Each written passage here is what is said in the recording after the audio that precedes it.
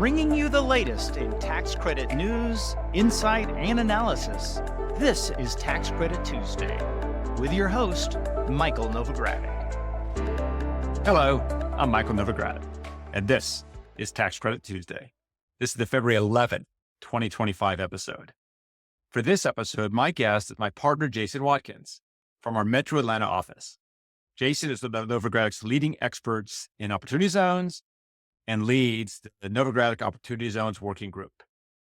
Jason's last appearance on Tax Credit Tuesday was last October, before the November election. Now, among the many topics we talked about then was the upcoming deadline to defer capital gains by investing in a qualified opportunity fund by December 31st, 2026. That's the end of next year. During that episode, we talked about the outlook for opportunity zones. But those of you who listened to that episode know that the election results were obviously up in the air, and there was the Republican sweep possibility, the Democratic sweep possibility, lower probability, but it was still considered a possibility. There was also the notion of a split decision in the election and having divided government. Obviously today, there aren't three options. Today, the election's behind us. We know that there was a Republican sweep. So the Republicans now control the House, the Senate, and the presidency. I will note the majority in the House is very, very narrow. With all of that, I thought it was important to bring Jason back so we could talk about the future of opportunity zones, and most importantly, the future of legislation that would modernize and renew opportunity zones. With that as background, in today's episode, Jason and I are first going to talk a bit about the current landscape for tax law changes. We're then going to talk a bit about the push for the extension of the Tax Cut and Jobs Act. If you're reading any papers, any involved in community development and tax policy, you know that the big push this year among the Republicans is to extend the Tax Cut and Jobs Act on a partisan basis. And that becomes the perfect vehicle to modernize and make permanent opportunity zones, which were obviously part of the Tax Cut and Jobs Act. To that end, Jason and I also want to spend a reasonable amount of time talking about some of the modernization proposals that the Opportunity Zones Working Group has adopted, as well as some of the strategies for the renewal or the permanency of opportunity zones. So that is a lot to cover. So if you're ready, let's get started. Jason, welcome back to Tax Credit Tuesday. Oh, it's great to be here, Mike. Thanks for having me back on. No, I appreciate having you back on. I can't remember in the prior episode, we talked about getting you back on early next year once we knew the results. But with the Republican sweep, the significance of opportunity zones really can't be overstated. But before we get into that, please take a moment to describe the services you provide to your clients at Novogradac. Absolutely. As you discussed earlier, I am a partner with Novogradac. I look out of our Metro Atlanta office. I provide audit, tax, compliance, and consulting services to my clients, have a particular focus on opportunity zones. As you noted, I do co-lead or lead actually now the Novogradac Opportunity Zones Working Group. For those of you that don't know, that's a collection of stakeholders in the OZ industry. We work together to brainstorm solutions to lots of technical opportunity zone related issues that pop up, as well as to brainstorm and provide recommendations to Congress and the Treasury about how to make the OZ incentive more efficient in delivering benefits to low-income communities. So thank you for that, Jason. And I will include your contact information in today's show notes. So those who are in our audience today can reach out to you if they want to learn more about the Opportunity Zones Working Group or Opportunity Zones more generally, or other tax or audit or accounting or projection advice. So let's go back a bit in time. I mentioned you were here on this podcast last October. The election was then in November, and we had our Opportunity Zone Summit that Wednesday, the day after the election. And I remember when we were planning for that summit, everyone, myself included, thought the election would probably be so close that when we were there on Wednesday, we likely wouldn't know who won the presidential race because that was the case 4 years earlier. So we were kind of going in thinking, okay, we're probably going to have to talk about different options and so forth. Obviously, or maybe some people don't remember, but we knew Tuesday night that President Trump had been reelected as president, and it looked very positive for the House and for the Senate hadn't gotten the majority, and it looked very positive for the House to retain the majority. So with that said, please describe that summit and what was driving the optimism of those that were in attendance. As you noted, I think we put a lot of prep in that summit into preparing for all the potential permutations there could have been. Maybe the House flips to Democrat, but the Senate's Republican and the president. And we had all these different permutations. And like you said, the next morning we pretty much knew the results at that time. So I think that was definitely a shocker. Just to sort of catch everyone up as a reminder, the Opportunity Zones Incentive was passed into law during the first Trump administration. It was part of the Tax Cuts and Jobs Act. And so, all the tax cuts from the Tax Cuts and Jobs Act expired at the end of 2025. So, going into the election, we really thought that kind of regardless of what the outcome of the election was, that there was going to be major tax legislation in 2025 to address the expiration of these tax cuts.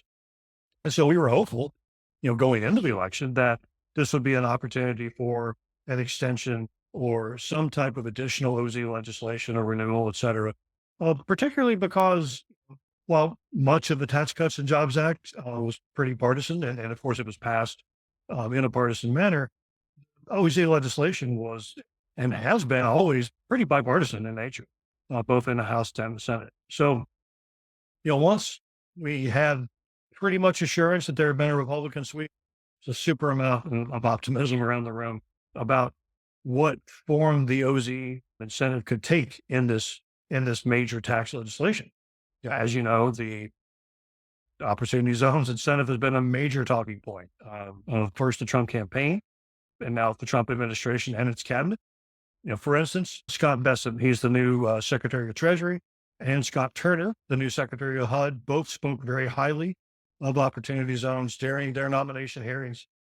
In fact, Secretary Bessent said that he thought the OZ incentive had been a, quote, resounding success, and that he sees Opportunity Zones as a fantastic way to address the housing crisis and looks forward to expanding and continuing the discussion. Secretary Turner, of course, was the executive director of the White House Opportunity and Revitalization Council in the first Trump administration. And so he oversaw the initial rollout of the OZ incentive. During his nomination hearing, he confirmed or reaffirmed that his commitment to the expansion and continuation of the incentive was well enforced soon. We expect there to be a lot of positive push for Opportunity Zones. The group that is sort of in these decision-making roles is well informed about the OZ incentive, which of course wasn't the case the first time around because nobody had lived it for the last 8 years. So I think the group now is, like I said, really well informed about the OZ incentive, know what it's capable of providing from a community development standpoint, and are eager to see it expanded and extended through the next period of years.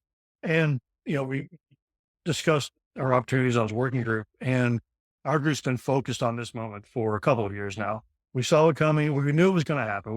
We've had this deadline approaching us for years, and we knew that something was going to have to happen.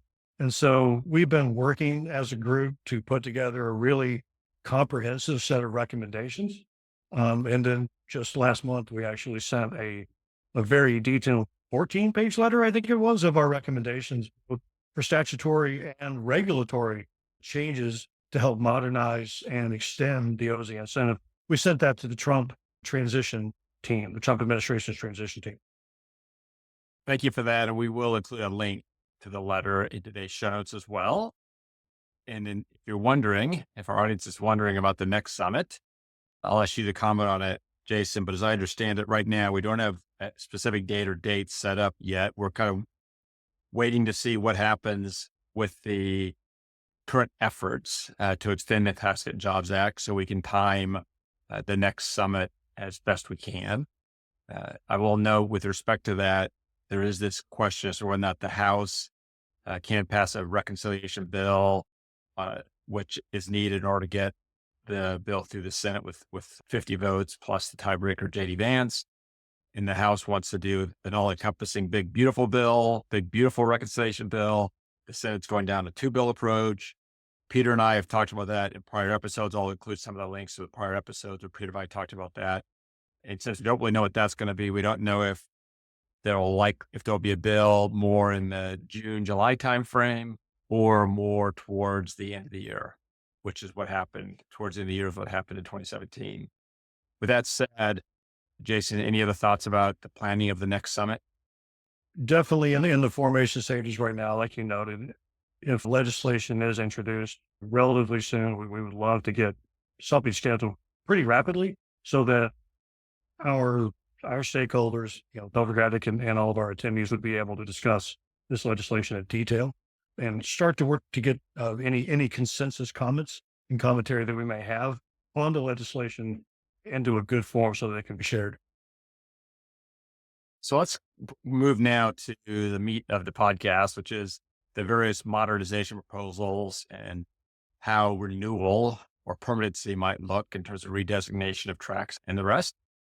So starting with the modernization front, one of the points we've been talking about for quite a while is transparency of what investments have been made and reporting. Our frequent listeners know that reporting was originally in the Opportunity Zones legislation, but because of the arcaneness of the reconciliation process in the Senate under the so-called Byrd Rule, the reporting was excised. And since then, Congress has not been able to pass on a bipartisan basis reporting requirements for Opportunity Zones. So what is the Opportunity Zones Working Group's recommendation with respect to the addition of reporting?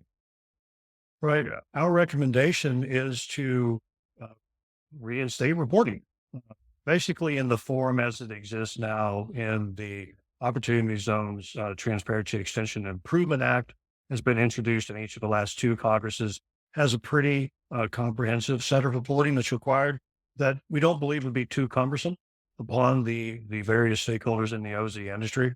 So we recommend that those go back in. So what this entails is information gathering about the types of investments that are happening, the types of businesses that are being financed, the number of residential units that are being created with opportunities on investment, the number of jobs, both from a construction and permanent basis that are being created with opportunities on investment. And so that's information that's going to be required or that would be required to be reported by the Qualified Opportunity Fund, which is the vehicle in which investors invest their capital gains. So typically the fund, in a sort of a standard opportunity zone structure, that invests that money into an opportunity zone business. That's the entity that actually develops the business or the property. And so then that entity would be required to provide the Qualified Opportunity Fund with all the information that the Qualified Opportunity Fund would be required to report. As to what form that takes, whether it will be part of the Form 8996 that the Qualified Opportunity Fund has to file anyway, or whether it would be some other mechanism, I think is still to be determined. But to begin with, we at least need to have reporting requirements in place so that this information can be gathered and then reported by Treasury to Congress so that we can see what the results have been in opportunity zones. I would note that the legislation as currently written in the OZ Transparency Extension Improvement Act does call for some kind of hefty penalties for failure to actually supply this information as required within that text. So I think that both qualified opportunity funds and businesses will be very strongly encouraged to participate in this, but we don't think it's that cumbersome in reading through it. So my next area of questions has to do with some of the criticisms of opportunity zones. I'm not sure how well founded the criticisms were, but there were a couple of criticisms. One was that only capital gains could be invested. And as you know, the statute itself doesn't refer to capital gains. It refers to gains. There is one area where the section headers does say capital gains. And those that are attorneys know that the Internal Revenue Code says that headers aren't supposed to inform the statute. That being said, the IRS did interpret gains to mean capital gains. And as a consequence, you had to have capital gains to invest. what is the opportunity zones, or share with our audience the opportunity zone working group's recommendation with respect to the limitation to capital gains? Well, that limitation be removed and that non-capital gain dollars be allowed to be invested in opportunity zones. And as you noted, this was a major criticism. It was the title of the book about opportunity zones. And, we think that it causes issues for a number of reasons. I mean, if there's an economic downturn and there just aren't as many capital gains being created, then that limits the amount of investment dollars that are available for investment in opportunity zones. So that's not a good result. Fewer capital gains, fewer investments. This would help to democratize investment. It would allow for median income people to be able to participate in the opportunity zone incentive, but particularly in the long-term benefits of investing in their own communities. We think it's a great opportunity to allow all to be able to invest non-capital gain dollars into opportunity zones. And I would also note that a lot of corporations don't regularly have capital gains either. So it's both at the individual level, how large are your capital gains and how episodic is it versus programmatic. And for corporations, it's the same. So would it increase the ability of both corporations and individuals, or expand the ability to invest in opportunity funds? Another area that there was some criticism was the amount of investment that was going into rural communities versus, other communities across the country. And I would note that, when I testified in front of the Senate Finance Committee at the end of July last year, I did point out how one of those drivers is a lot of the dollars are going into real estate in large amounts. And if you're thinking of the cost of, a large development in urban area, things of that nature, that'll absorb a lot more dollars a lot faster than large capital improvements in a rural area. We did find that in the rural area, there were a lot more operating businesses, job creating businesses disproportionately relative to population and the like. However, when you're investing in operating businesses, you don't deploy as much capital. So some of these criticisms are a function of how you measure relative investment in the rest. With that being said, there's definitely a desire to increase investment in rural opportunity zones. Please discuss what the opportunity zone working group's recommendations were to try to drive more investment in rural communities. Yeah, absolutely. And we really liked a piece of legislation that was introduced in the last Congress called the Small Business Job Act for what it would create, which is a rural opportunity zone incentive. And this would be sort of a parallel incentive. This would not mostly operates the same way as OZ 1.0, we'll call it. But the way the rural opportunity zone incentive would work is that all rural census tracts, and there's a definition of how you get to rural within the census itself. But those census tracts that have experienced persistent poverty over a long period of time are automatically designated as rural opportunity zones. And then once those zones are designated, then investors can very similarly, if they have a capital gain under that, they would be able to defer that capital gain into a qualified rural opportunity fund that would then invest into qualified rural opportunity zone businesses located in these opportunity zones. And this was legislation that Jason Smith, the chairman of the House Ways and Means Committee, very fond of. He's from Missouri, the very rural area, has many of these persistent poverty tracts located in Missouri. And we've analyzed, our Opportunity Zones Working Group analyzed the census tracts. It would be roughly 2,000 tracts. They tend to be focused in the Southeast and Midwest in typically rural areas, though most states have at least one that would be designated. There were only 2 or 3 states that didn't have any. That being said, I think another challenge that some of these rural areas have is that the infrastructure that is necessary for the development of a project just may not exist there yet. And so the opportunity zone incentive has some pretty strict timelines of when investments have to be started, when they have to be completed. And I think sometimes there just isn't sufficient time before the project is developed. First, the infrastructure may have to be developed, and there just isn't time to do that.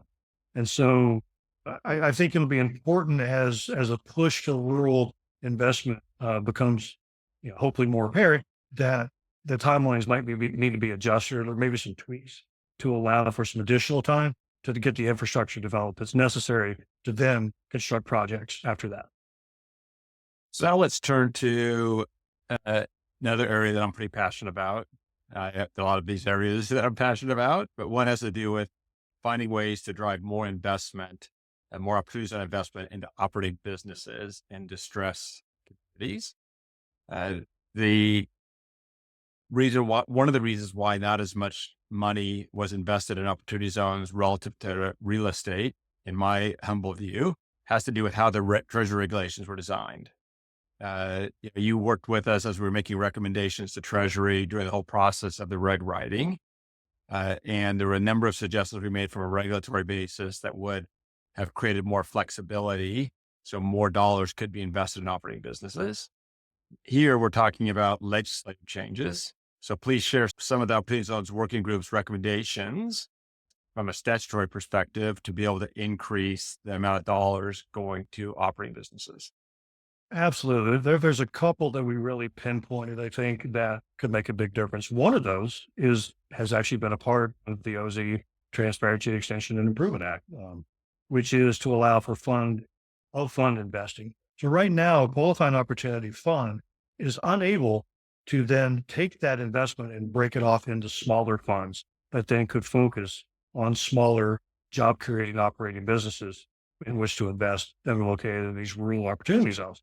And also just throughout the country. So much of the investment has resulted in real estate rather than operating businesses, because, as you noted just a moment ago, the capital requirements for operating business aren't as extreme. They aren't as high as they would be for real estate.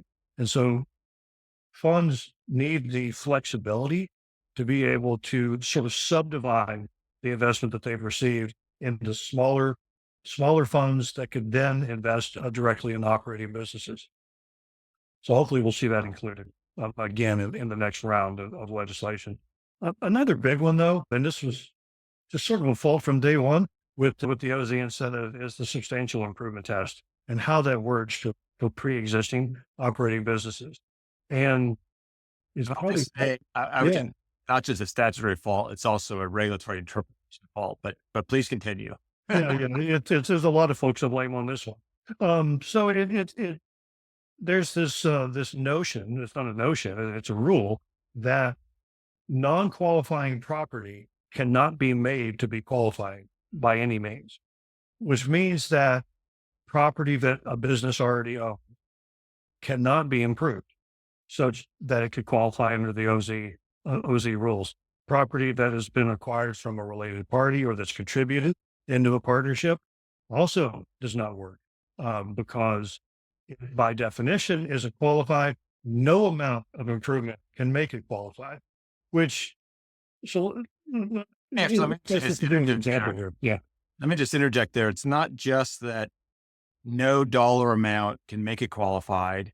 It's also the dollars you spend to prove it don't count either. Yeah, they don't count either. So let's say that you have a production facility, you have a production line. You would like to modernize that production line. You can't do it. You can't make it work with OZ investment dollars, because since the underlying asset itself, you already owned it. One of the requirements is that property has to be either new when you buy it, or new at least in the opportunity zone, or it has to be substantially improved. However, if it's a property that you've already owned and didn't acquire after December 31st of 2017, then it can't be qualified. So you have an existing line, no matter how much money you put into it, that line can't qualify, plus all the new additional costs that you've added to it also can't qualify. And this applies to buildings too. Well, let's just say to me, the absurdity of it is, if instead of modernizing your existing assembly line, if you just built a new one, the one that you built new would count. Yeah, the one you built new count, as long as it did not in any way relate to the existing line, which is just a terrible plan. So it's prevented a lot of potential job creating expansion in these operating businesses. One of the goals in community development is job creation. And the folks that are best in position to create jobs are existing operating businesses. They've already created jobs. Now they want to grow. And it's very difficult to grow under this restriction that is within both the statute and the regulations. So we recommend that that be either reduced or removed entirely, particularly for operating businesses is our recommendation is the Opportunity Zones Working Group. Now, another area that there was an interpretive issue with the regulations, and the statute wasn't entirely clear, had to do with what we called sort of interim gains. And this ties into operating business as well, because initially there were a number of, VC type funds, private equity type funds that wanted to invest in operating businesses in distressed communities in opportunity zones. However, their general business plan is to make an investment, improve the profit levels and the rest, and then either have like a management buyout or something else and dispose of the investment within that 5 to 7 year period. Opportunity zones you have to hold for 10 years. And, we were making the case that if you were to sell a business operating an opportunity zone during that 10-year period, if you reinvested the gains in a new business, then you should be able to avoid that gain recognition and just basically continue your investment, which the regulation said, no, you can't. Explain how the Opportunity Zones Working Group recommendations address this issue. Well, again, we would allow for as long as the proceeds from the sale within that 10-year period are then reinvested into other Opportunity Zone property, the gain would remain deferred. That gain is recognized on that interim sale. So like you were suggesting with operating businesses, say a venture capital firm comes in or a private equity firm comes in, they buy a firm located in an opportunity zone. It qualifies when they acquire it, they improve it. 3 years later, they are ready to sell it. Currently, the gain on that sale would be fully taxable because they have not held their investment for 10 years. By allowing for that interim gain to be just basically wrapped into the deferral, as long as the proceeds are reinvested, then that would attract a whole different type of capital investor that currently doesn't participate too broadly in the Opportunity Zone incentive. And for those of you that are familiar with like-kind exchanges, there's Section 1031, something similar to that, but you wouldn't have to have an intermediary and exchange intermediary and the rest. Right. And this, Go ahead. yeah, this is really, we sort of see this as almost a no-brainer because right now a deferred gain can only be used in a 10-year period to develop one business. And so if you allow a fund to be able to roll those proceeds and develop business after business after business, that same originally deferred gain could be used 2, 3, 4 more times within that 10-year period or longer to develop many more businesses or properties. Either way it works. And so between the attraction of the new kind of capital and along with this additional business creation, it just seems like a no-brainer that should be allowed. Thank you for that, Jason. And there's a lot more in the letter of recommendations. And as I mentioned, I'll link to it in our show notes, and it has both statutory recommendations, which we're principally talking about here. There's also regulatory ones as well. But let's turn now to renewal or permanency. The current Opportunity Zones designations expire at the end of next year, at the end of 2026. Congress is in the process of considering the extension of the Tax Cut and Jobs Act provisions that expire this year. Some of those provisions don't expire, like the lower corporate tax rate and the rest, but many of them do, particularly the ones affecting individuals. And as part of that, we're hoping to get Opportunity Zones renewed or made permanent. And ideally, I can envision my own mind, if I just close my eyes and think about it, if Congress were to pass an extension of Opportunity Zones this year, and I say extension, I really should say a renewal. If they could pass an extension and then a renewal, but I look at it and think, well, if they're scheduled to expire at the end of next year, Congress could pass a renewal provision or a permanency provision, which would give states the chance next year, during 2026 to go through the process of reevaluating their opportunity zones designations and have a new round that would kick in and become effective on January 1 of 2027. Maybe I'm a little too Pollyannish, maybe I'm a little too optimistic, but I can easily see how that could, be something that ends up happening. With that being said, there's more to redesignation than just picking new zones, because there were eligibility criteria and selection criteria. What are some of the opportunity zones working groups recommendations with respect to a new round of designations? Sure. So permanency, obviously that would be great with regularly scheduled OZ redesignations. So, the whole purpose of the OZ incentive is to lift these poverty stricken areas, hopefully out of poverty. And so they need to be reassessed regularly. And with permanency, that can be scheduled so that after each census or after each 10-year period, however it's determined, governors would have another chance to look at their existing opportunity zones, perhaps pull the designation from one, put it in another, or just wholesale changes.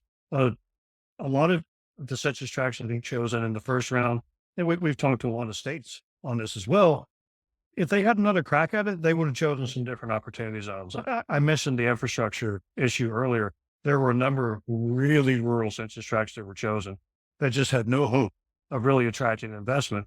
And if they had another crack at it, they would definitely do that. And so we think as part of this permanency is also this ability to be able to potentially redesignate individual tracts would be important. After 3 or 4 years, it's just like, it's not going to happen. We're not going to be able to get investment here. Let's shift it to another census tract that could. But I want to talk, more beyond that too. You mentioned the types of census tracts that were eligible originally to be selected and be designated as opportunity zones.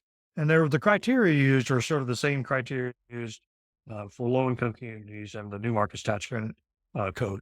So this requirement that the census tract had to have no more than 80% of area-wide median income, or at least 20% poverty. And then there was this sort of sidecar thing where up to 5% of the census tracts can be contiguous tracts, meaning they themselves didn't necessarily meet that low income, but they shared a border with one that did. And there were some limitations. It couldn't just be any census tract, but that ended up being fairly contentious and was definitely a large criticism of the incentive. So our recommendation, the working group's recommendation, is to narrow that definition a little bit. And so instead of an 80% AMI max, it'd be 70%. And we also recommend increasing the minimum poverty from 20% to 25%. That would help to narrow and more directly focus into more poverty-stricken areas. We would also recommend the repeal of the ability to designate contiguous tracts at all. And we think, in addition to that, so that would lower the population of census tracts that would be eligible to be designated. So in order to make sure that the actual number of those census tracts stays consistent, as it has been under OSB 1.0, we would recommend increasing the percentage of census tracts that governors are allowed to designate from the 25% in OSB 1.0 to about 35% would result in about the same number of census tracts being designated. So there'd still be enough places for investors to be able to put their investment. Excellent. Thank you for all of that. And I will also just layer in, for those kind of wondering, I do think the idea would be that if a zone was qualified and still is eligible, the governor could redesignate an existing tract. Obviously, if an area was eligible and now no longer is, great. The program worked, the incentive worked, but that area would not be able to be redesignated. And then there'd also be the issue about there would be some boundary changes, likely there'll be some boundary changes such that all the tracts won't be the same. And we dealt with that with opportunity zones before, where the original boundaries ended up being the boundaries that stayed in place for the 10 years. Lots of nuances in all of this. With that being said, join the working group. That's when we spend a lot of time talking about a lot more of these sort of nuances. And at a policy level, they're nuances. At a project finance level, they're make or break. So we talked about the recommendations, both for modernization and permanency or renewal. And I would just say, in terms of where we are, as I have been kind of talking about, in the course of this podcast, the House is looking to try to get a single bill done. If they can get a single bill done that does both extension of the Tax Cut and Jobs Act provisions, along with some securing the border provisions, along with some defense additional funding, then that'll happen, over the next, 3 or 4 or 5 months. If the House cannot come together because of their majority being so narrow, the Senate is scheduled, I believe it's today, we're recording this on Monday, I believe on Tuesday, they're beginning to mark up a budget bill that would deal with the defense and border security matters first, and then have a second reconciliation bill later to address the tax bill. And if the two-bill approach, that's called, then we're probably looking at a fall, end of this year timeframe for the Tax Cut and Jobs Act to get extended, which is the vehicle for modernization and permanency of opportunity zones. With all of that said, what did I miss there, Jason? Well, you mentioned that we certainly talked about the Opportunity Zone Working Group a lot, but for our listeners, if you'd like to have a seat at the table, have your voice heard, join our working group. We just submitted a really comprehensive list, and there's more to come. After legislation, hopefully, which will be introduced this year, and it hopefully will be passed, there's going to be then another round or rounds of regulations are going to be required. And the Novogradac Opportunity Zones Working Group is very heavily involved in providing commentary and recommendations on the first 2 rounds of regulations. I expect that we will be extremely involved on any future rounds. So we really recommend joining our work group. It's a great opportunity to get to socialize technical questions with our members as well. Our membership has some of the brightest minds in the OZ industry, and our members submit questions regularly that we discuss as a group and reach consensus on what best practices are and how best to deal with some of these hairy technical issues that pop up in these OZ deals. So I think, Mike, you said you were going to include a link to our membership page in the show notes, so that's great. And we look forward to seeing everyone. We meet monthly, at least. And then as things start to fire up, particularly with regulations, we'll likely expand that and have some additional subgroups that focus on some of the minutia that might be dealt with within those regulations. So thank you for that, Jason. I appreciate you joining me on the podcast today. Please stay around because I have a question for you for the off mic during the off mic section. But I would like to remind the audience to subscribe to the podcast, whatever platform you prefer. And please do share the podcast with your colleagues who might be interested in all that we discuss every week on Tax Credit Tuesday. Also note, we do have a full archive of episodes available on our website at novogradac.com. And I was actually thinking, Jason, I don't know that we have a separate listing of all of our local tax credit podcasts. And we also have one for renewable energy. I don't know if we have one for opportunity zones yet, so we'll have to create one for opportunity zones. So those that want to binge watch or binge listen about opportunity zones, they have a predetermined list. That's a great idea. We'll have to make that happen. Great. Thank you. So now let's go to our off mic section. And I like to use this space every week for my guests, give a shout out to someone working in one of the community development, renewable energy, historic preservation, affordable housing fields that we work. It's an opportunity to highlight a professional who deserves recognition. With that as sort of background, Jason, who would you like to shout out? I'm going to shout out 2 people. I'm going to shout out Leo Backer and Jeff Feinstein. They're the managing partners at Pinnacle Partners. And they're doing some really cool stuff in the OZ space with workforce housing and build to rent projects. And I would like to give them a shot. Great. Thank you for that. I echo Jason's shout out. Once again, Jason, thank you for being on the podcast today. And to our audience, I'm Mike Novogradac. Thanks for listening. This weekly podcast has been brought to you by Novogradac and Company, LLP. Archived podcasts are available online at www.novoco.com/podcast or by subscribing to the Tax Credit Tuesday podcast in iTunes, Spotify, YouTube, Google Podcasts, Stitcher, and Radio Public. You can find related links referenced in this podcast on our website at www.novoco.com/podcast. Novogradac and Company, LLP is a national certified public accounting and consulting firm with offices nationwide. Learn more about our professional services at www.novoco.com.